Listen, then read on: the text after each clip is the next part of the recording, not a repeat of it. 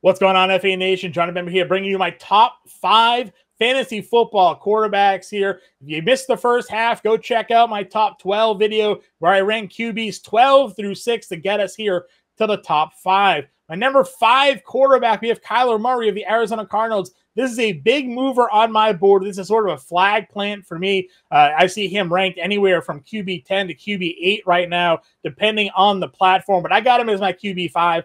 Last season, his per 17 game averages 3,800 yards passing and 500 yards rushing. We've seen Kyler Murray have a top 3 QB season before. They adding Marvin Harrison Jr., the best wide receiver in the draft. They already have Trey McBride. They have Michael Wilson. They have Ray Dortch. They signed Zay Jones. I really like this offense here in Arizona, and a healthy Kyler Murray has that upside to really take over in the fantasy football here, especially with the rushing potential. For me, he is my QB 5.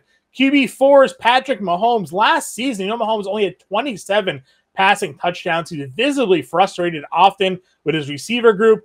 This year, the Kansas City Chiefs bring in Hollywood Brown. They draft Xavier Worthy. They have Rashee Rice in year 2. We'll see about the suspension. Of course, they have Travis Kelce. Going to be looking for Patrick Mahomes to really come back and give us a season we should expect out of him, which is 33, 34-plus passing touchdowns, over 4,500 yards. For me, QB 4 on the board for Patrick Mahomes. My QB 3 is going to be Lamar Jackson. Last year led the NFL at quarterback, rushing 821 yards. Yes, Derrick Henry is there, but I don't think that's going to really take much away from Lamar Jackson, who hasn't rushed for less than 760 yards in a season since his rookie season, and that includes last couple of years where he has missed some time. Maybe he cuts down a bit on the rushing touchdowns, but I'm really in on Lamar Jackson this year as my QB 3. A full season with a healthy Mark Andrews, who's injured last year. We have Zay Flowers in year 2. There's a lot to like with Lamar Jackson here. My QB 2 is going to be Josh Allen, just 29 passing touchdowns last year.